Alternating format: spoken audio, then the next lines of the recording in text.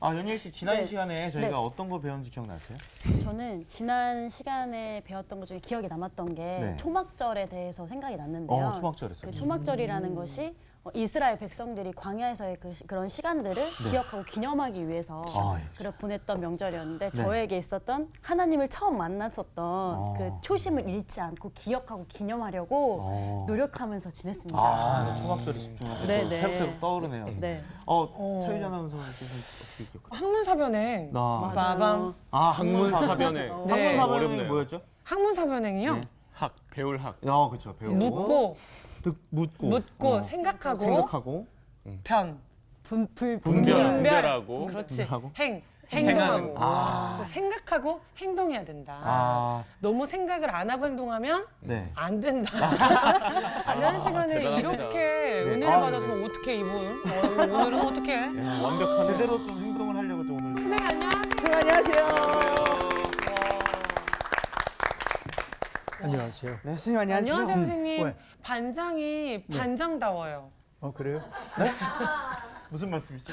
너무 똘똘해. 칭찬. 감사합니다. 왜? 제가 학문사변행에 대해서 이제 좀 생각을 해봤더니 음. 이게 생각하는 것과 이제 분별하는 것에서 많은 차이가 생기더라고요. 생각하는 것은 이제 지금 앞으로 뭐 제가 생각하는 방향대로 나가는 거에 대한 그런 생각을 하게 되는데 분별을 하게 되면 이제 이것이 하나님이 원하시는 것인가 이거에 대한 분별에서는 많은 차이가 있어서 좀 심적으로 조금 힘들었던 그런 일주일이었습니다. 네. 분별한다는 게 진짜 쉽지 않은 일이죠. 네.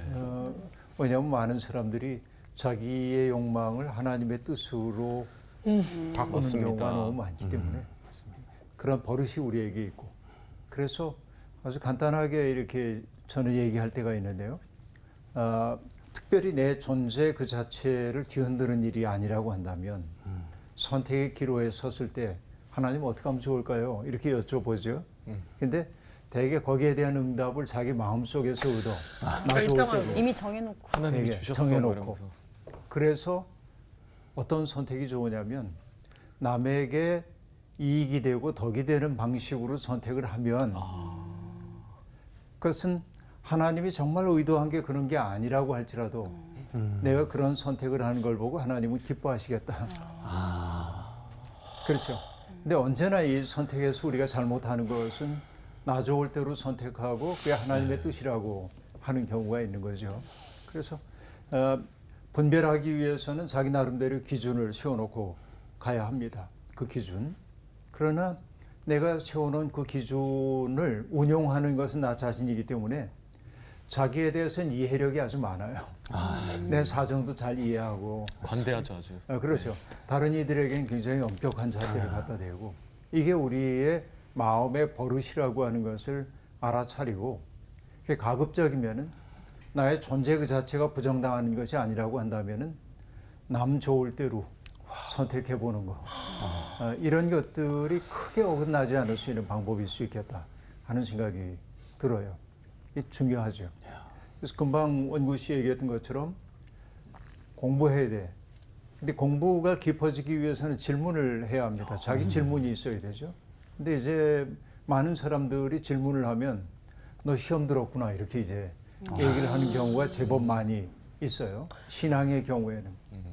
그러나 질문이 없다고 하는 것은 그가 말씀 앞에 진지하지 않다는 얘기이기도 합니다.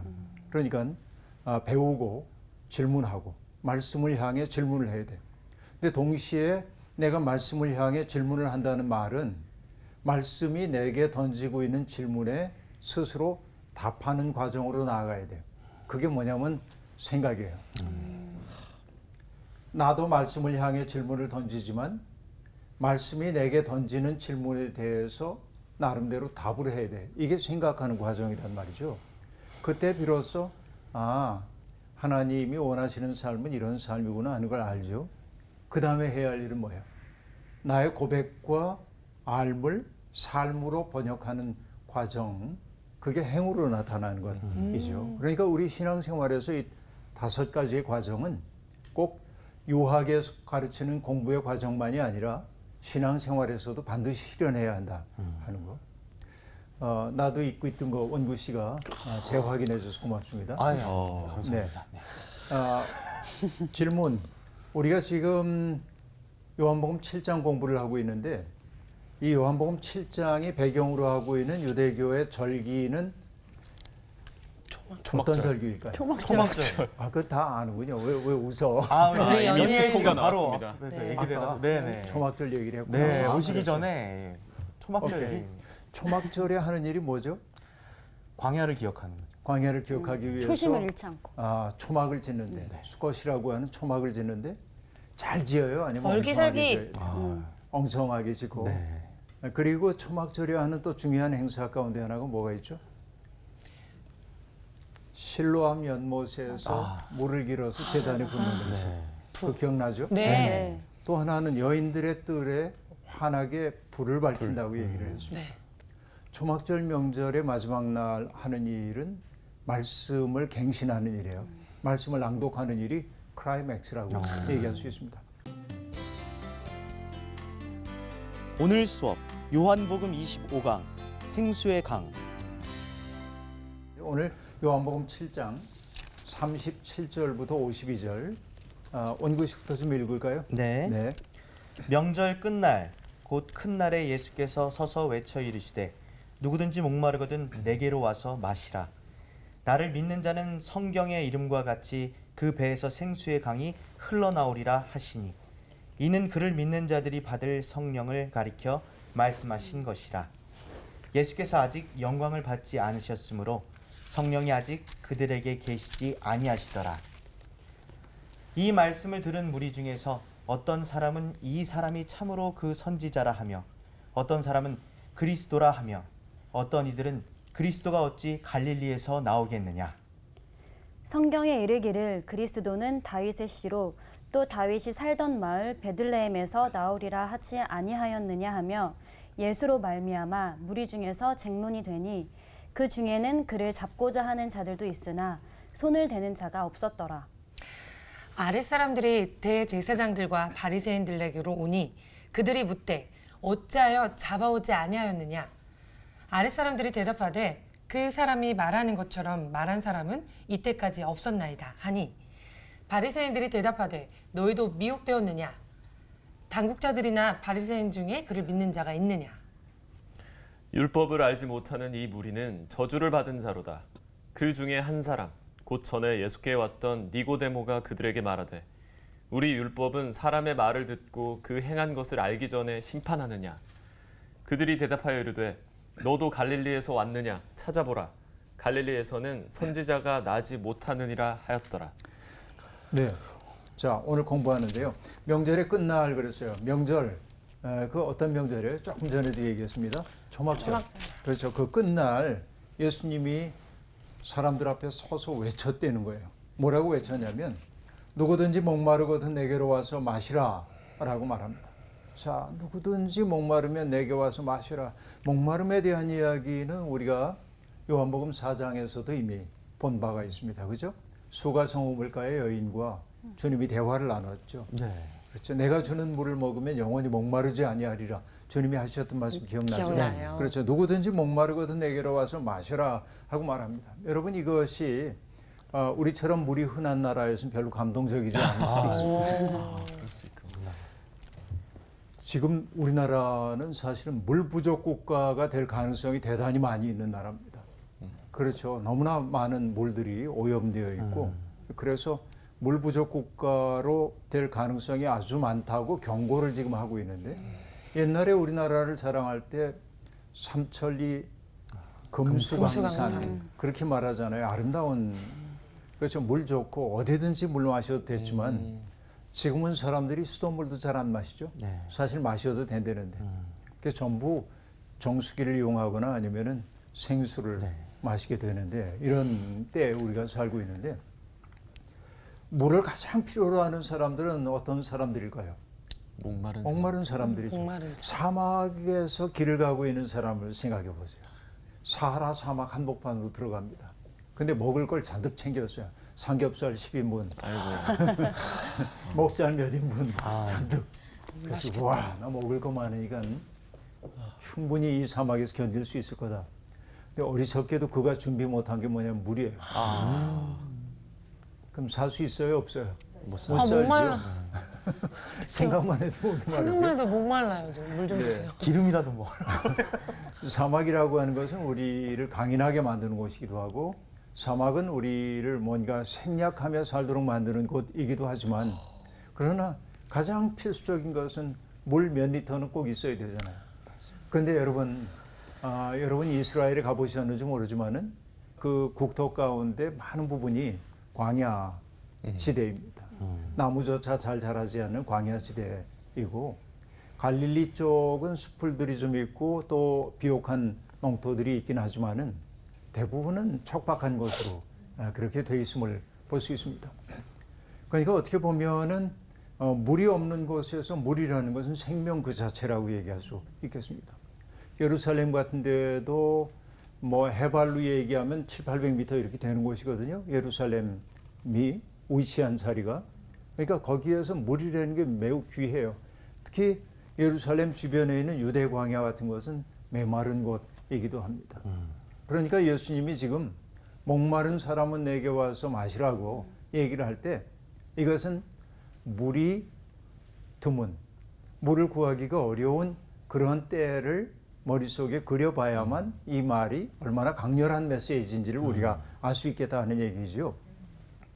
근데 명절의 끝날이라고 얘기했는데 이날은 거룩한 성회로 모이는 날이고 하나님의 말씀이 얼마나 우리에게 소중한 것인지를 재확인하는 날이거든요. 그런데 믿는 사람에게는 그 배에서 생수의 강이 흘러나오리라 이렇게 말합니다.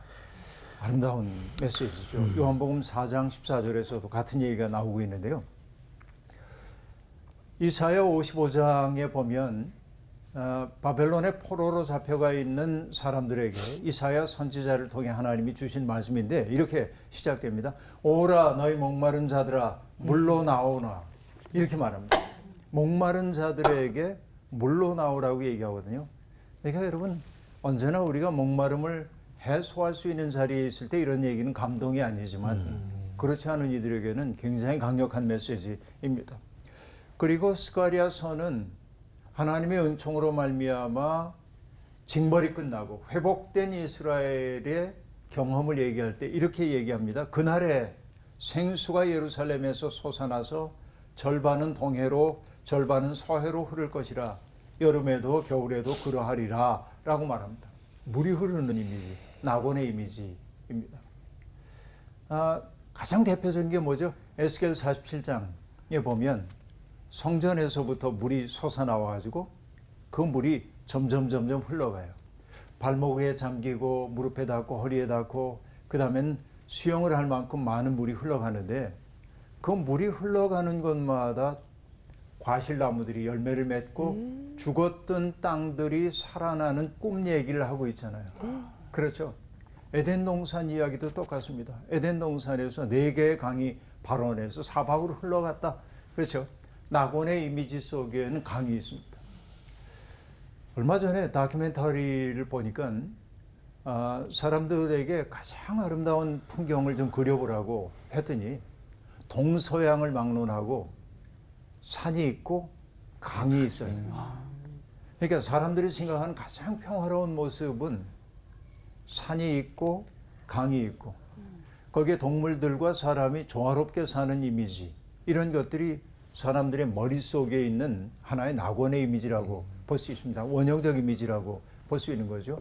그러니까 여기 얘기하고 있는 것처럼 금방 여러 성경 구절을 다 얘기했습니다마는 그러니까 뭔가 물이 풍성한 그래서 내 속에 생기가 있는 이것을 얘기하고 있는데 주님이 그 생수의 강이 흘러나올 거라고 얘기합니다. 자, 여러분 항상 외부로부터 채워져야 하는 물이라고 한다면 외부의 물이 차단되면 난 고갈되잖아요. 그런데 믿는 이들 속에서는 그 생수의 강이 외부에서부터 유입되는 게 아니라 자기 속에서 솟아나온다는 겁니다. 그 생수의 강이 요한복음에서 상징하는 것은 성령입니다. 성령. 하나님의 영이 내 속에 있을 때 내가 고갈됨이 없다는 얘기입니다. 그런데 여기 오늘 본문은 뭐라고 말하냐면은 괄호 열고 뭐라고 얘기해요? 예수께서 아직 영광을 받지 아니하셨으므로 성령이 아직 그들에게 계시지 아니하시더라. 자, 이 얘기는 성령이 없었다는 얘기가 아니고 요한복음의 상황에서 성령님은 여러분 삼위일체 하나님에서 성령은 분명히 존재하는 분이지만 요한복음에서는 예수님께서 내가 가면 하나님께 청하여서 보혜사를 보내드릴 거라고 얘기하는 대목이 나중에 나옵니다. 그러니까 바로 그 얘기를 하기 위해서 아직 주님이 지상에 계셨기 때문에 성령님이 그들을 사로잡아 달라고 청하지 않았다는 얘기를 괄호 속에 얘기하고 있음을 볼 수 있습니다. 자, 그 다음에 주님의 그 얘기, 믿는 사람은 생수의 강이 그 배에서 솟아나올 거란 얘기를 들은 사람 중에 어떤 사람들은 많은 평가가 이제 반응이 나옵니다. 자, 어떤 반응인가 보니까 이 사람은 참으로 그 선지자라 하는 사람이 있어요. 그 선지자입니다. 그죠? 정관사가 있어요. 그 선지자라고 얘기합니다. 그 선지자는 구약 성서가 오랫동안 예고했던 선지자입니다. 모세와 같은 선지자. 여러분 신명기 18장에 보면 모세와 같은 선지자를 보내주실 거라고 얘기를 했는데 그가 하는 일은 뭐냐? 여러분 메시아 시대가 다가왔음을 알리는 존재예요. 그러니까 예수를 바라보면서 그 선지자 아닌가? 그렇게 사람들이 첫째 반응이에요. 둘째는 어떤 사람은 그리스도라 하며 그리스도로 여기는 사람도 있었네요. 또 어떤 사람은 그리스도가 어찌 갈릴리에서 나오겠느냐 그러면서 그리스도가 나오는 것은 어디라고요? 다윗의 후손으로서 베들레헴에서 나와야 해. 그런데 예수는 나사렛에서 왔기 때문에 그리스도일 수 없어 라고 얘기를 하고 있습니다. 자, 그러니까 그리스도는 다윗의 씨라고 하는 이 얘기 속에 사람들의 기대가 담겨 있습니다. 성경에서 가장 다채로운 인물을 얘기하려면 다윗 얘기할 수 있을 것 같아요. 자, 어떤 사람의 시인입니다. 연주가입니다. 그렇죠. 하프 연주하잖아요. 네. 시인의 연주가의 그 다음에 장군입니다. 장군인. 전투에서 매우 유능한 장군이었고 전략가였고 왕이었습니다. 그러니까 대단한 분이잖아요. 이분. 그러니까 사람들이 생각하는 메시아 시대에는 바로 다윗과 같은 용맹스럽고 지혜로운 분이어야 하는데 예수님은 그렇게 안 보였던 모양이에요. 이 사람들에게. 그러니까 거기다 출신도 베들레헴 출신이 아니잖아. 이렇게 얘기를 지금 하고 있습니다. 그러니까 왜 베들레헴 출신이 아닌 것에 대해서 시비를 걸고 있는 까닭이 뭐냐. 예수님은 나사렛 출신의 그 목수잖아요. 테크톤, 집 짓는 사람. 그러니까 은근히 사람들의 마음속에는 육체 노동을 전시하는 마음이 있어요. 육체 노동하는 사람이 메시아일 수는 없을 거야. 이런 생각이 암암리에 담겨 있습니다. 사람들은 자기가 안다 하는 것 때문에 어리석어져요. 이게 인간의 우매함 가운데 하나라고 볼 수 있습니다. 그러니까 본론이 가려지는 거예요, 오히려. 근데 네 번째 반응도 있습니다. 어떤 반응이죠? 그 중에는 그를 잡고자 하는 자들도 있으나 손을 대는 자는 없더라라고 말합니다. 여러분, 그들이 손을 대지 못한 까닭은 아직 그의 때가 이르지 못했다고 얘기를 합니다. 잡으려고 했으나 잡지 못했다. 눈치 보는 것일 수도 있지만 이렇게도 생각을 해봅니다. 차마 잡을 수가 없는 거예요. 여러분 영화 배너라는 영화 보신 적이 있습니까? 네. 네. 배너. 네. 그 감독이 그랬다면서요. 자기 영화 만들고 시사회에서 영화를 보고 하나님 이 영화를 제가 만든 것입니까? 그쯤은 돼야 이게 자부심이 대단한 건데 거기에 보면 그 유대인인 베너가 어느 날 자기의 친구인 메살라가 유대의 총독으로 부임하는 것을 봅니다. 이렇게 친구예요. 같이 공부하고 그랬던. 그런데 이 베너의 누이 동생이 잘못해가지고 그 뭘 떨어뜨려요. 이렇게. 그래서 메살라를 약간 다치게 만듭니다. 그건 그냥 단순한 실수죠. 그러나 메살라는 베너가 반역을 꾀하는 것이라고 생각을 해요. 그래서 베너의 가족들을 잡아들입니다. 그리고 자기의 아주 친한 경쟁 관계이기도 했지만 친한 베너를 유배를 보내는 거예요. 그것도 뭐냐면 갈리선에 노를 젓는 노예로 보내버리는 겁니다. 그게 참 우정이라는 게 권력 앞에서 얼마나 이 그 변덕이 심한 건지를 보여주는 대목인데, 그래서 뭐 끌려서 이렇게 갈리선을 향해 가고 있는데 목이 너무나 마른 겁니다.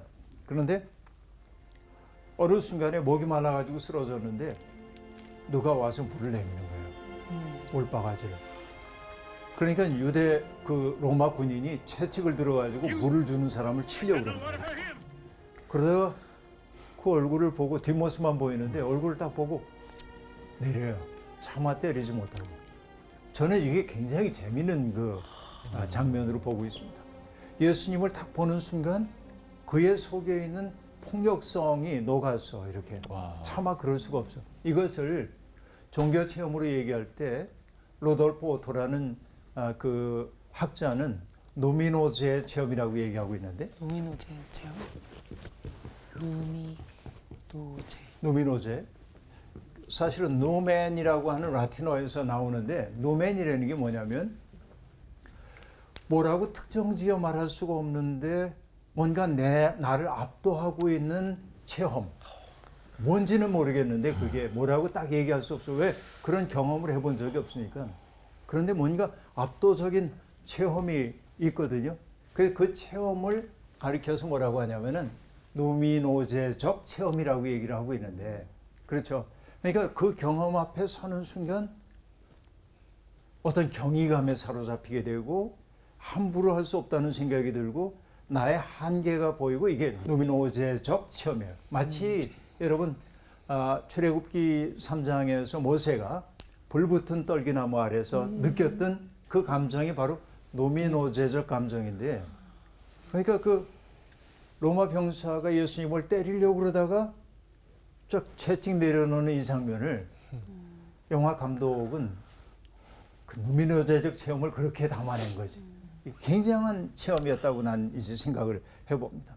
어떤 힘이 느껴지고 어떤 경이로움이 느껴지고 이런 그 경험이 그 속에 있어요. 그러니까 예수를 잡으려는 사람도 있었지만 잡을 수가 없었다. 이건 대중들이 무서워서이기도 하지만 그런 체험도 바탕되어 있지 않을까? 이런 생각을 이제 해보는 거죠. 그리고 이제 그 잡으려던 사람들이 성전의 관리를 하던 사람들인데 대제사장들과 바리새인들에게로 갑니다. 그래서 그들이 물어요. 어찌하여 잡아오지 아니하였느냐? 예수를 잡아오라고 했던 것으로 보입니다. 그러자 아랫사람들이 대답합니다. 그 사람이 말하는 것처럼 말한 사람은 이때까지 없었나이다. 이렇게 말합니다. 그렇죠? 이게 이제 굉장히 중요한 얘기입니다. 자, 여러분, 그 사람이 말한 것처럼이라고 얘기할 때 그 말에는 말의 내용이 있을 거고, 그렇죠? 말의 수사학적 기교 같은 것들이 있을 거고, 그죠? 여러 가지가 있을 겁니다. 근데 그 사람처럼 말하는 것을 일찍 본 적이 없습니다. 라고 얘기할 때 말의 내용이 전적으로 새로웠다는 얘기일까요? 그럴 수도 있겠습니다. 말하는 기술, 이거 웅변술이 좋았다는 얘기일까요? 그런 것도 아닐 것 같아요. 그러면 그들이 지금 자기도 모르게 하고 있는 얘기예요. 그 사람처럼 말한 게 뭐라고 설명하기 어렵지만 그분처럼 얘기한 분은 없었습니다. 그동안. 그렇죠?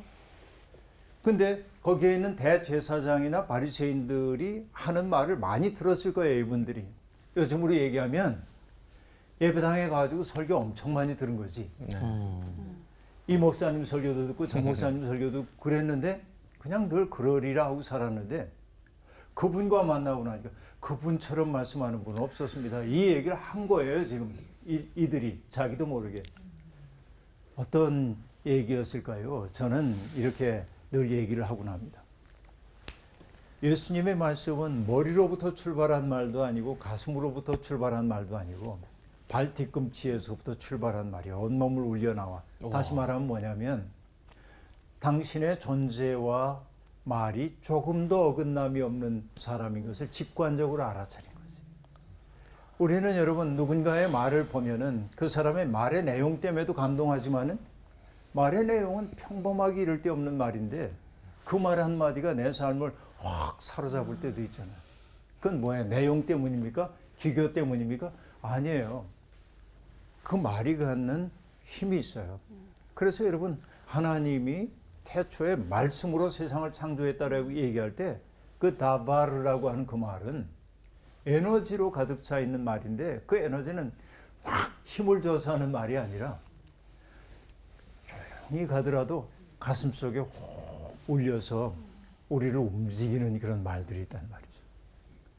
그러니까 이들이 예기치 않았지만 잡아오라고 보냄을 받았는데 잡을 수가 없어요. 아까 얘기한 이 누미노제적 경험을 이제 한 거예요.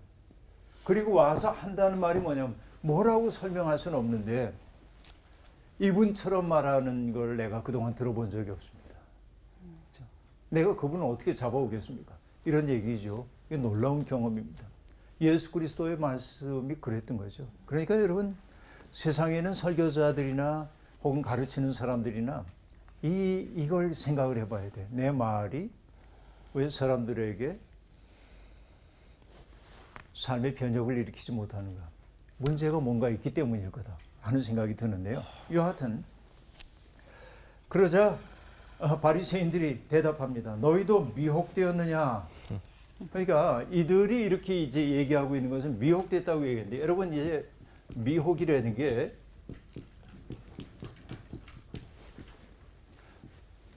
그릇된 길로 혹했다 그거지. 미신할 때 미제란 말이에요, 저게. 그릇된 곳으로 이제 간 거야. 너희도 미혹되었느냐? 다시 말하면은 너희도 잘못된 길로 이끌렸구나. 쉽게 얘기하면 너희도 홀렸구나. 너희도 홀린 거구나 지금 이제 그렇게 얘기를 넘어갔네. 그러면서 얘기합니다. 당국자들이나 바리새인 중에 그를 믿는 자가 있느냐? 율법을 알지 못하는 이 무리는 저주를 받은 자로다라고 얘기를 하고 있습니다. 자, 권위를 내세우고 있어요. 그렇죠? 당국자들이나 바리새인들 중에 그를 믿는 사람은 없다. 그러니까 항상 바리새인들이나 당국자들의 판단이 언제나 옳다고 그들은 보고 있는 거예요. 왜냐하면 그게 권위예요, 자기들의. 그러니까 그들의 판단에 의하면은 예수가 잘못된 존재야. 그런데 너희들이 지금 미혹된 거야, 홀린 거야, 그 얘기에. 그리고 말합니다. 율법을 알지 못하는 이 무리는 저주를 받은 자로다라고 얘기를 하고 있는데 여러분 율법을 알지 못하는 무리는 누구를 얘기하냐면 전에도 얘기했지만 오클로스라고 헬라어에서는 그렇게 얘기를 했는데 오클로스를 저주받은 자로 규정하고 있습니다. 그러니까 안다 하는 자부심이 오히려 진리를 가로막고 있음을 우리들이 볼 수 있습니다. 자기의 특권적 자리를 진리에 대한 모든 기준으로 삼는 사람들이 있습니다. 아주 오래전 얘기입니다만은 엘버트 노런이라고 하는 신학자의 책을 읽는데 그 책에서 바리새파 사람과 예수님을 딱 구분해 가지고 얘기했어요. 뭐라고 말했냐면 바리새인들은 권위를 진리로 삼지만 예수님은 진리를 권위로 삼는다. 참, 아주 명백한 얘기 아닙니까? 그죠? 근데 너무나 많은 사람들이 자기의 권위를 진리로 삼아요. 내가 목사인데 내 말 들어야지 이런 거죠. 그런데 예수님은 뭐냐면 권위를 가지고 하는 게 아니라 그의 삶 그 자체가 권위가 되고 있는 거죠. 이 차이가 극명하게 여기에 드러나고 있습니다. 그죠? 그런데 한 사람이 등장합니다. 니고데모라고 하는 사람이 등장해서 말합니다. 우리 율법은 사람의 말을 듣고 그 행한 것을 알기 전에 심판하느냐라고 얘기를 합니다.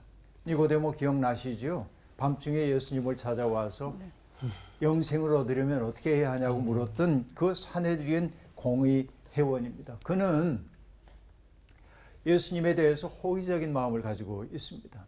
그렇죠. 그러니까 예수를 제거하려고 하는 그 산헤드린의 공의에 그 음모를 저지하고 싶은 생각이 들어가지고 이의를 제기하는 겁니다.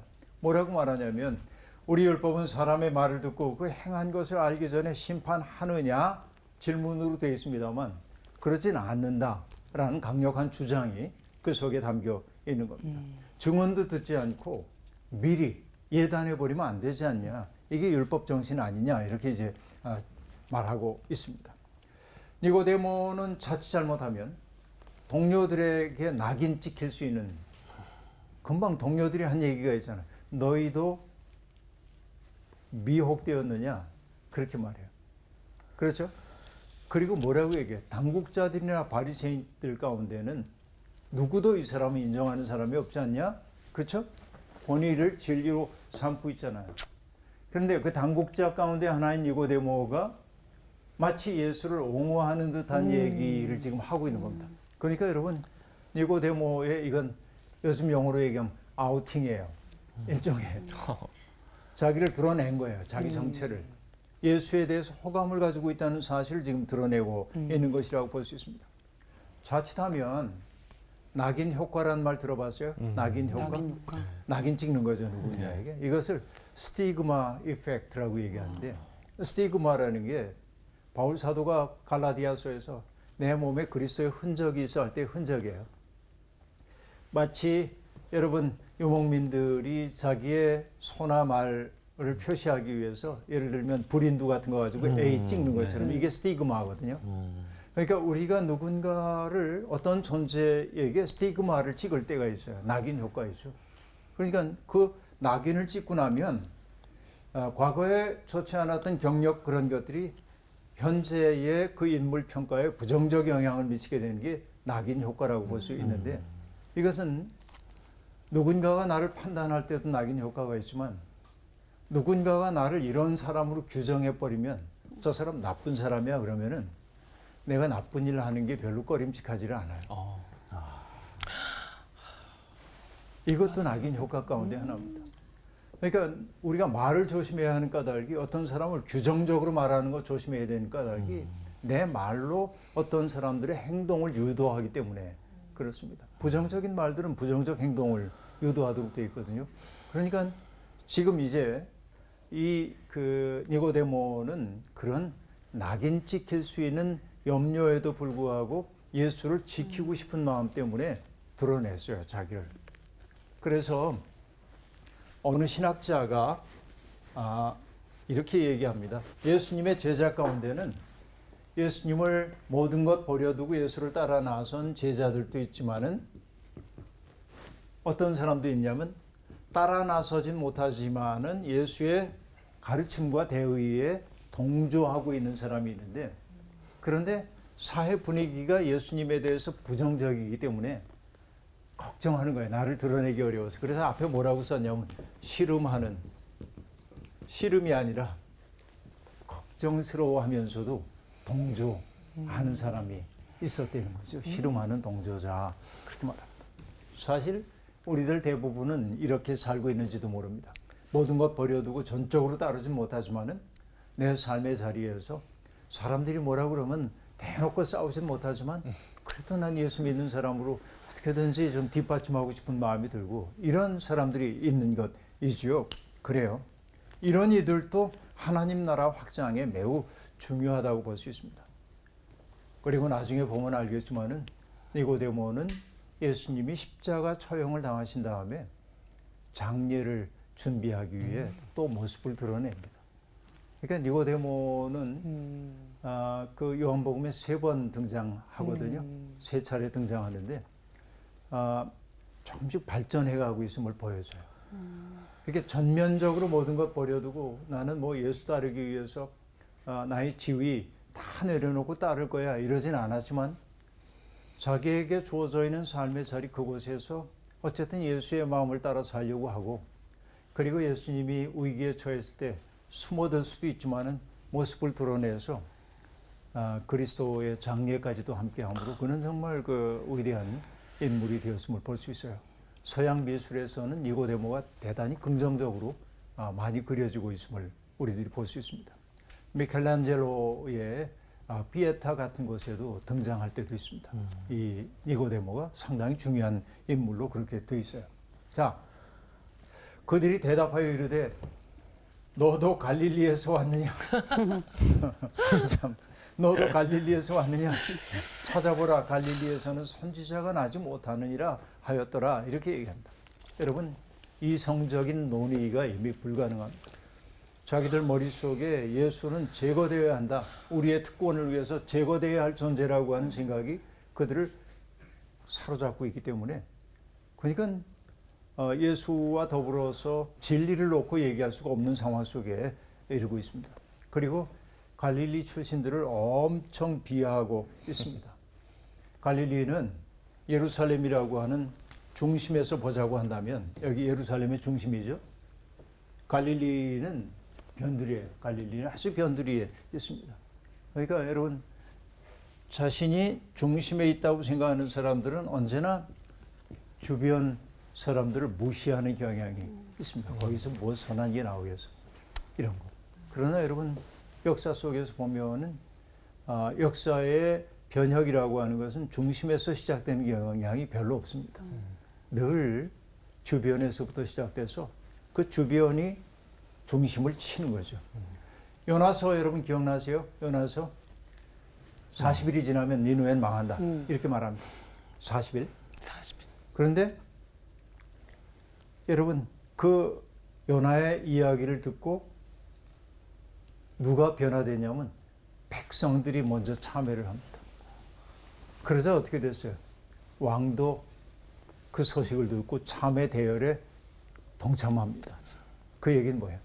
주변이 변하니까 중앙까지 움직이더라 그런 얘기죠. 역사는 언제나 주변화된 사람들, 중심에 있는 사람들이 아니라 외부에 있는 사람들이 세상이 이렇게 되면 안 돼 하는 변혁의 열정이 만들어져서 결국은 그 중심을 뒤흔드는 것을 우리들이 알 수 있습니다. 그러니까 자 너도 갈릴리에서 왔느냐 찾아봐라 라고 얘기함으로써 그 말 속에 담겨 있는 것은 전고가 없다는 거. 우린 전고가 없으면 믿지 못해 이런 완고함을 보여주고 있습니다. 예수님은 이런 모리에 직면해서 참을 선포하기 위해 부단히 애를 쓰셨던 분이죠. 초막절 명절의 마지막 날도 예수님은 여전히 오해와 그렇죠. 비난의 표적이 되어 서고 계심을 볼 수 있습니다. 어쩌면 이게 우리의 현실인지도 모릅니다. 자, 그 속에서 어떻게 진리를 계속 현양해야 하는지 이게 우리 고민이죠. 다음 시간에 계속하겠습니다. 고맙습니다, 여러분. 감사합니다. 오늘도 엄청 집중해가지고 네, 오늘도 굉장히 시간이 확 갔어. 많은 메시지가 있었던 것 같아요. 예니 씨. 저는 가장 기억에 남았던 게 네. 그 바리새인들처럼 건의가 진리가 되는 것이 아니라 예수님처럼 진리가 건의가 되는 삶을 살아야겠다라는 생각이 막 들더라고요. 진짜 하나님이 우리를 각자 정말 귀히 지어주셨는데 내가 하나님의 말씀으로 하나 돼서 정말 내 몸, 영 안에 하나님의 수액과 진액이 정말 흐른다면 진액에 진짜 열매들이 열려서 주변에게 정말 그들도 생성된 기쁨과 생기는 삶을 살게 하지 않을까요? 주변에서부터 본질까지 들어가면서 순간 막 머릿속에 그림이 그려지면서 더 하나님의 수액과 진액을 맞아야겠다. 막 너무 좋아요. 감사하네요. 이렇게 수액이 넘쳐 흘러서 네. 저에게도 닿기를 바라고 있습니다. 네. 그 발뒤꿈치부터 오는 그런 울림을 위해서 우리의 행동과 진리가 받침이 되는 말이라면 반드시 우리의 행동이 변화가 있을 거라고 생각을 하거든요. 그래서 간단한 말이라도 저 사람이 어떤 사람인가에 따라서 듣는 사람의 입장이 달라지기 때문에 그러니까 예. 울림 있는 목소리로 얘기하면 네네. 그건 또 아닌 거잖아요. 울림도 있으면 좋죠. 바이브레이션이 아니라 정말 에너지 있는 그 말 한마디 그렇죠. 사람을 살리는. 그렇죠. 그럼- 진정한 바이블레이션은 행동에서 나오는 것 같아요. 그럼 어떻게 엔딩 하실 건가요? 엔딩은 바디 웨이브. 건의가 진리가 아니라 진리가 진리가 건의가 건의입니다. 긴데요? 네네네. 네, 그러니까 제가 앞을 건의가 담당해 주세요. 진리가 아니라 네. 그러면 여러분께서 진리가 건의입니다. 좋아요. 해주시면 우리 연습도 하고 네. 시작. 여러분 건의가 진리가 아니라 진리가 진리가 건의입니다. 맞아. 진짜. 가슴을 적시는. 울림. 이번 주 퀴즈입니다. 다음 중 예루살렘 성벽 재건에 걸린 기간은 며칠일까요? 1번 50일, 2번 51일, 3번 52일. 정답을 아시는 분들은 CBS 성사학당 홈페이지에 정답을 올려주시거나 우편으로 보내주시면 됩니다. 선정되신 분들에게는 대한성서공회에서 발행한 성경, 성경 통독을 위한 최고의 자습서 성경 2.0, 세상을 바꾸는 복음 매거진 크리스채너티 투데이 1년 정기 구독권, 성서학당 선생님들의 저서 중 하나를 드립니다.